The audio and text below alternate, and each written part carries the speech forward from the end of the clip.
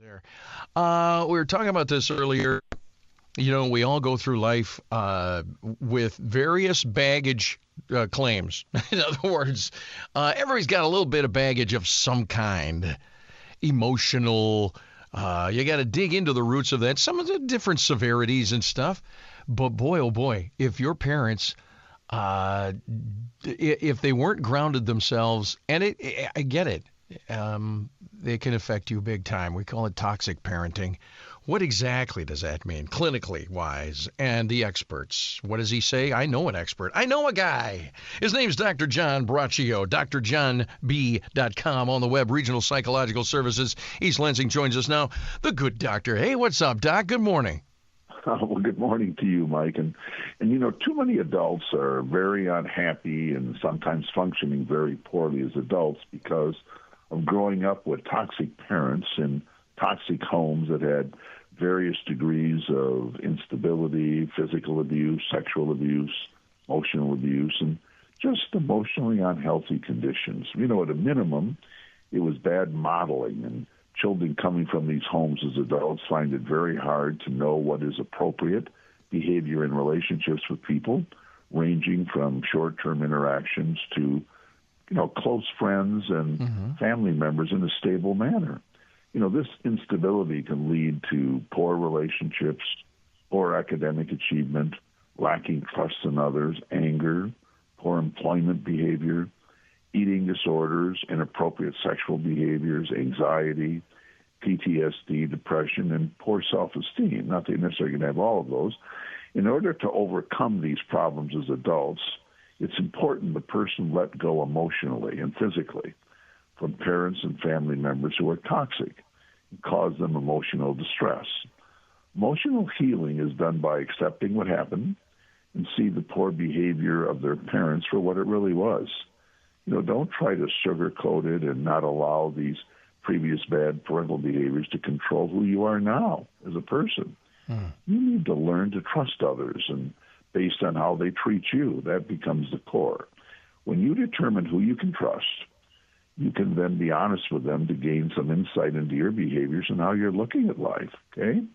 You know, as appropriate also, you can seek out a trained therapist with experience with adults who grew up in dysfunctional and psychologically devastating homes to learn the right path to personal satisfaction and not allowing the past to destroy the present and future. You know, the combination of counseling and the person learning to make good decisions in relationships with others can lead to a successful and happy life in the present, which is really what we want, which means there will be a good future with the emotional and physical destruction from the past put in its appropriate dumpster and not being allowed to be destructive as you lead, hopefully, a happy and successful life. It's really critical adults who grew up in dysfunctional, toxic homes not allow their parents who mistreated them to negatively impact their ability to lead successful lives with others and themselves. So really the key thing is if you had lived in this toxic home with toxic parents and it was really destructive and really causes you issues, you know, you have to really let that go. You've got to let these people out of your life. And if you do maintain them, certainly have real definite boundaries. But there are just too many people that are dysfunctional or unhappy and incapable of having good relationships with people, Mike, because they really grew up in these toxic homes as bad modeling, and they just, just lead unhappy lives, and they cause a lot of havoc for others due to their dysfunction. So it can be a very difficult life for persons growing up with toxic parents and toxic homes. Yeah. You know, yeah. Now, I've said this to our kids in family issues. It's kind of like, I say burning both ends of the candle, which I know they use that for another thing, but maybe both ends of the stick. First, you got to look back. Let's say you have someone in your life, in the family, who is quote unquote toxic. You got to look at how they were raised, where they came from, and then be willing to understand that and say, hey, look, okay, some things are forgivable, some things are not. But then you got to look at, your own behavior and understand yourself and say, oh, that's why I'm that way. Maybe I need to change this and that. And because it's generational, and you need to be the one who turns that boat, so to speak. But when you said, though, you have to be willing to, let go emotionally and physically. Does that mean you don't talk to your parents ever again? There are cases where that's really necessary. There are people that have been really abused, sexually abused, emotionally abused, to the point that really it comes to the point you really have to do that. I'm not saying it happens all the time, but what it does, that makes for a person to be healthy. There are people that are so dysfunctional, grew up with toxic homes. There can be sexual abuse, physical abuse, severe emotional abuse, that these are people, and particularly if they're not willing to change. A lot of these toxic people, they really believe that that's the way life is. That's the way they are, and you're going to take them as you find them. And I have worked with various people over the years that not just setting up boundaries was enough. It was really for their own mental health and their family's mental health and their ability to move emotionally successfully in life. They had to really detach completely from parents and from family members. Now, it may not be common, but there's some pretty horrible things that can happen in a person's life when they're growing up, and you can maybe understand they came from a difficult home, but if you're severely treated when you're growing up and treated very unfairly, that you can't use that as an excuse. I was beaten and treated treated poorly, and never had good relationships with people over the years because my parents had bad upbringing. Well, that may be true. On the other hand, if it's destroyed your life and it causes you great havoc in your life, then you may understand that. But the main thing is what happened to you, and how are you going to go forward in your life. And there are times, in order to have, like we've talked about this before, a good present, good emotional present that allows you to have a good emotional future, you have to often let go of toxicity from the past. And that can include, that can even include your parents. I hope it doesn't come to that point. No. But there's some pretty bad parents out there that have done some pretty destructive things to their children. And really, in order for people to move on, they just have to begin anew and develop their own family, new friends and relationships that make them comfortable emotionally, physically, call it whatever you will. So, it can be an end result, Mike. So, looking at the parenting thing on both ends, have you ever seen where maybe a child or as a young adult or an adult comes in, in your career here, and then the parents realize through this whole discovery that, we are that way.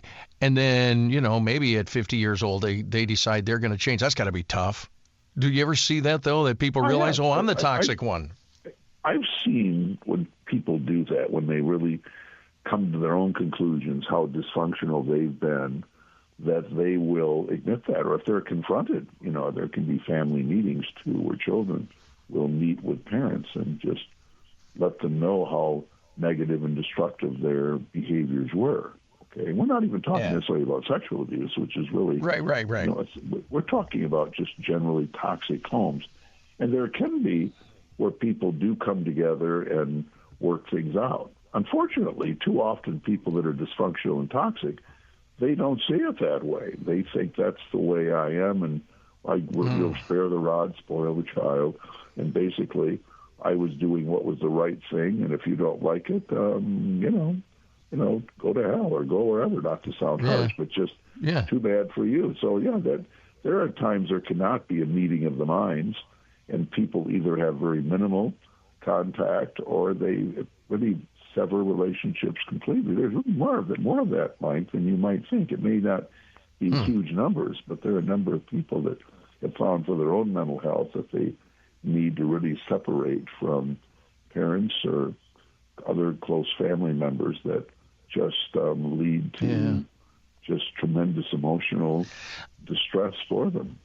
I mean, when you get to sexual abuse, that's like over the top. But we know that it happens. But I mean, it's like way on the other scale. But I am of the mindset. I don't know about you, but I think everybody's got, like I said, everybody's got some kind of baggage of something that they're carrying around. But here's another thing though. What about the person who has that baggage, but they sort of swim in that cesspool of pity? They kind of get used to that. Well, I had this toxic relationship with my mom, and that's why I'm this way. And oh, poor me. Oh, yeah. That's problem there. Well, that's a big problem, and there are people that do that also. But again, we're not talking about people having victimhood. The point is, there are people that will blame everything that happened on their parents. Okay. Yeah. And I run into that, or have many times in the past too. And I always give people advice. However you were treated in the past, you ultimately become accountable for your own happiness and your own future, what you're going to do. Because if you allow people from your past to destroy your present, you have no future. So it becomes very critical for you to sort out who you are and where you're going to go. That's why at times children or adult children will separate from parents because it's still toxic. Still, there may be people that are putting you down all the time. Well, you never do things right. But you're a negative, kind of a destructive person, not doing things right. There are people that get those type of messages from parents that really think that that's the right thing to do. And even those that think it's the wrong thing to do, they'll do it to try to control a person, which is a whole nother. Oh my gosh! Person. So I think, but the main thing is, no, you don't play victimhood. What you do is you put on your big boy or big girl pants and you say, hey, I have got to move forward in my life. I cannot keep allowing these previous negative behaviors and attitudes to destroy my present, and I can't keep getting with these parents or these persons that make me feel so poorly. Now, right. If you have a problem, there could be people that just interpret things wrong to distort reality. That's a whole other thing. That's why it can be, in situations like this, getting with a therapist or with close friends or a minister or somebody that can give you some good balance of thinking can be helpful too. But again, there are really toxic parents and toxic relationships, and they definitely have to be, as a minimum, greatly altered, or they have to be ended if that cannot be done. That's a sad thing in life, but it's sometimes necessary so people can move forward and have a successful and happy life.